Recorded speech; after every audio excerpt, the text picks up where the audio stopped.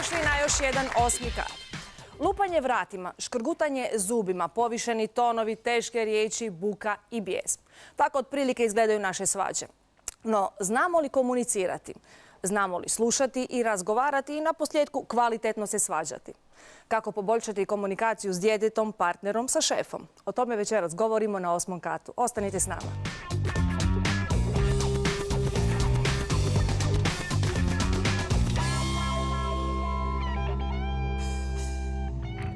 Dragi gledatelji, jednim od načina kako poboljšati komunikaciju suvereno vlada moja prva gošća, Gordana Kastrapeli.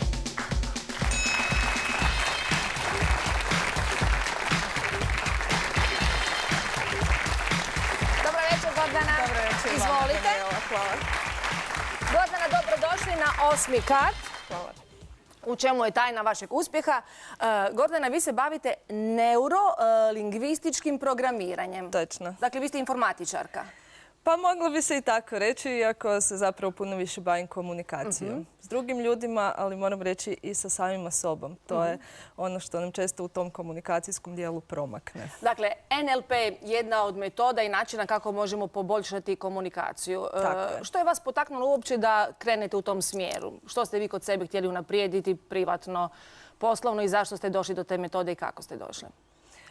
Pa kao i svi drugi ljudi, vjerojatno kad se nađete u nekoj teškoj situaciji u svom životu, ja sam se prije sad više od 10 godina našla, dakle u obitelji sve štimalo, sve je bilo dobro, ali sve drugo zapravo nije bilo dobro. Nekoliko godina sam radila poslove koji ili me nisu zadovoljavali, ili su bili slabo plaćeni, ili su bili nikako plaćeni, moram reći. I jednostavno je sve nekako išlo u krivom smjeru. Dakle, htjela sam nešto promijeniti. Niste bili zadovoljni? Nisam bila zadovoljna. Uz to su onda došli neki zdravstveni problemi. Počeli smo mučiti alergije s kojima prije nisam imala problema. Dakle, trebala mi je promjena. I onda, kako to obično u životu biva, slučajno sam saznala za neurolingvističko programiranje koje je tad u Hrvatskoj zapravo tek došlo. Tek je bilo u povojima. Krenula sam na trening. Zbog sebe? Zbog sebe. Sasvim zbog sebe. Dakle, nisam niti mislila da bi to mogao postati moj poziv. Onda kako je trening napredovao, ja sam primijetila promjene na sebi koje su, moram reći, bile vrlo brze. Od toga da sam počela puno bolje zarađivati, od toga da sam nedugo prije treninga promijenila posao, novi posao koji prije nisam radila, koji je zahtijevao puno komunikacije sa puno različitih ljudi. I to vam je uspijevalo? I odjedanput je to uspijevalo. Znači, uspjela sam naći zajednički jezik, ponekad i u teškim situacijama kad je trebalo doći do dogovora, a znamo svi kako tu ponekad škripi. Dakle, stvari su krenule bitno bolje i to moram reći u par mjeseci. Onako, kad u par mjeseci dobijete duplo veću plaću, onda je to velika promjena. To nije bila stvar nekih sretnih slučajnosti? Nije. Mislite da je to sve bilo rezultat? Pa naravno, ja sam htjela raditi na sebi. Ja sam zaista zdušno tome prionula. Kad sam već krenula u to, ja sam zaista to sve primjenjivala. Ali sigurno nije bio rezultat sretnih okolnosti, definitivno. Kad kažemo neurolingvističko programiranje, kako to možete pojednostavljeno objasniti meni i gledateljima što to doista jest? Kako je to metoda? Pa to je jedno od najtežih pitanja nama trenerima NLP-a, ali ukratko radi se o metodi koja proučava naše osobne iskustva i proučava na koji način mi primamo informacije iz vanjskog svijeta, kako ih u svom umu obrađujemo, kako stvaramo svoje misli, svoje slike u glavi, kako na temelju njih djelujemo. To su ti programi. Ono što, kako vi doživljavate stvarnost, može se bitno razlikovati od ono kako ja to primam. Jako bitno. Dakle, NLP to proučava i nastoji dati odgovore svojim alatima i tehnikama kako možemo promijeniti neke programe koje imamo, a koji nam nisu učinkoviti. Znači, u situacijama kad reagiramo kako ne bi htjeli, kako reagirati bolje. Dakle, svakom čovjeku koji dođe na trening, na radionicu, to je prilagođeno njegovim nekakvim osobnim i ciljevima i potrebama. Da, trening je naravno grupni uglavnom, može se raditi individualno, ali sam trening vještina je grupni i neke stvari jesu nama svima zajedničke, naravno, inače se uopće ne bi razumjeli. Ono što je različito je kako mi te zajedničke stvari koristimo. Dakle, svako od nas drugačije gleda svijet i kako onda možemo poštivati ta mišljenja, tuđa mišljenja, kad znamo kako su nastala i koliko je tu čimbenika utjecalo da ta slika bude drugačija. I nisu napad na naše mišljenje i na našu osobnost. To je jako bitno. Jesu li vaši ukućani primijetili da radite na sebi, odnosno učinke NLP-a? Pa jesu. Prvi je primijetio muž, naravno.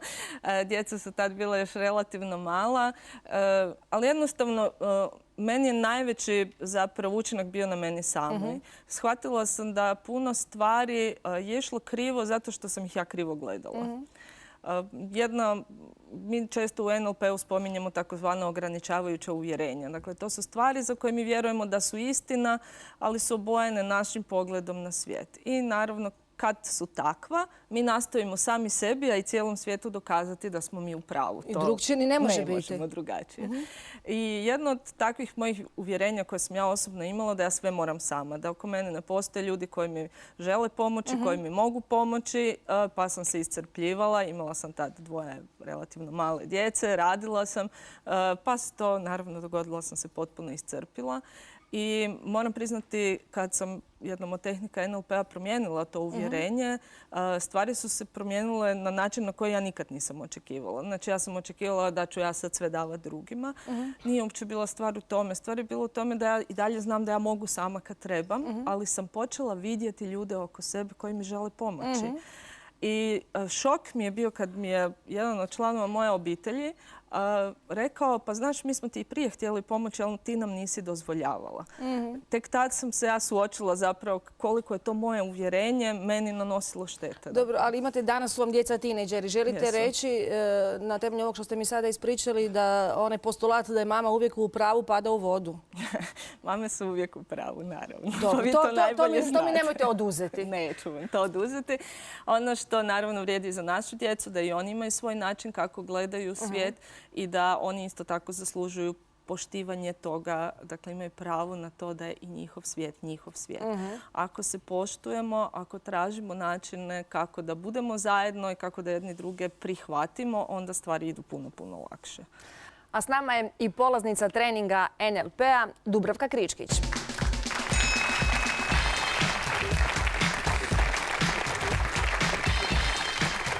Dubravka, dobro nam došli. Izvolite. Dubravka, neurolingvističko programiranje, stalno to moram govoriti. Kad ste to prvi put čuli, zato je li vam to bilo zastrašujuće? Ne, to me zapravo privuklo. Bila je jedna knjiga u knjižnici čudnog naziva Neurolingvističko programiranje sa nacrtanom ljudskom glavom, mozgom. Jako me zainteresirala. Proučila sam je, ali moram priznati da mi 50% toga nije bilo jasno i do sad nakon treninga to ide, mislim, stvari sjede na svoje mjesto. Što vas je potaknulo? Zašto ste došli kod Gordane? Kod Gordane sam došla, evo, zahvaljujući svome poslu. Naime, s obzirom da je moj posao uključuje jako puno komuniciranja kako s klijentima, tako i sa svojim kolegama. A eto, firma mi je ponudila da nađem nekakav trening koji bi odgovarao mojim potrebama. Tako da sam se sjetila Gordane, NLP-a, kad sam malo prosurfala po internetu i evo, našli smo se i to je zaista super, sjajno je. Koji su vam ciljevi bili? Što ste očekivali kad ste došli na NLP? Očekivala sam poboljšati svoju komunikaciju.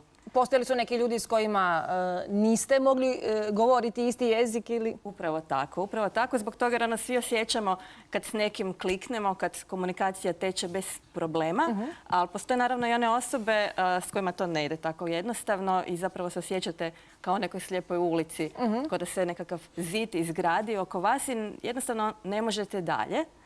A to je zapravo jako loše. Zbog toga jer onda ograničavate sebe, tu osobu i nema nikakvog napretka. A vi ste dobro imali želju i svijest da bi se neke stvari mogle popraviti i promijeniti, jer mnogi od nas će samo reći, ja ne mogu komunicirati, odustajem. Svakako.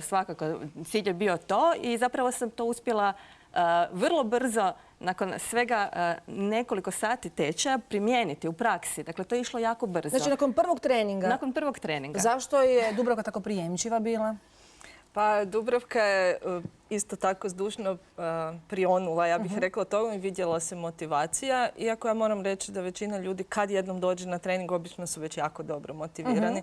Tako da ta primjena u praksu obično ide relativno brzo. I vidite konkretne rezultate. Na što ste ponosni bili nakon prvog treninga? Gdje ste vidjeli uspjeh?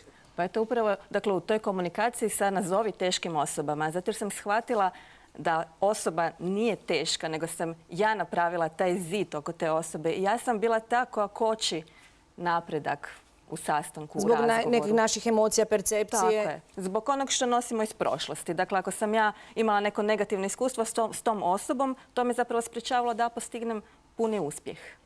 Ajme, to je tako kršćanski. Zar bi trebala si priznati da je ta osoba dobra osoba i da želim s njom komunicirati? Pa eto, moglo bi se i tako reći. Ali da, trebate krenuti od početka, od nule. I sa optimizmom. Mislim, to je tako jednostavno, a zapravo u normalnom životu mi to zaboravimo vrlo lako. Samo si postavljamo neke ograde i nekakva linija manjeg otpora.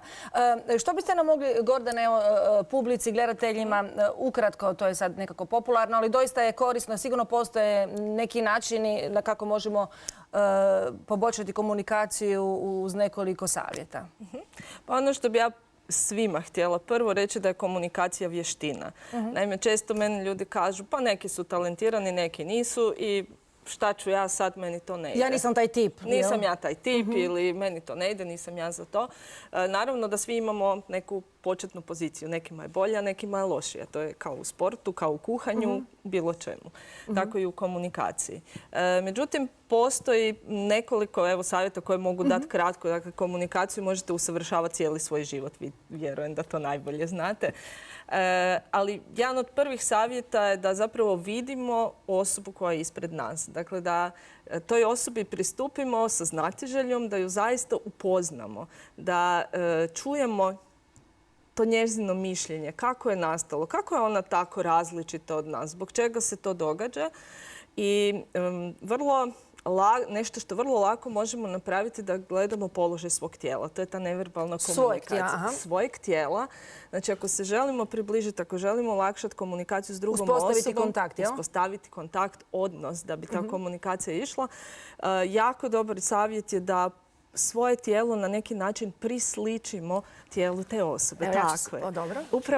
Upravo to što smo sad napravili. Znači, ne mora to biti identično, ne mora biti slika u ogledalu. Ali ako vi sad sjedite ovako, a ja sjednem ovako, to neće izgledati ni lijepo na kameri. Ili vi sjedite ovako, a voditeljica ovako. Otprilike, da. Znači, često nesvjesno, pogotovo ako s druge strane imamo osobu koja je možda malo agresivnija nego što smo mi, onda se mi povučemo i stisnemo. I zapravo tako dajemo osobi još veći prostor da uđe u naš prostor. Znači, ne trebamo mi biti agresivni, ali možemo jednim uspravnim stavom, znači zadržavanje neke svoje granice i mi se staviti u neku poziciju, ajmo reći, snažnije. Pa smo sigurnosti neke. Tako, pa smo slični. Dakle, uvijek je u komunikaciji stvar postići što više sličnosti. Znači, što više sličnosti. Što više sličnosti, da.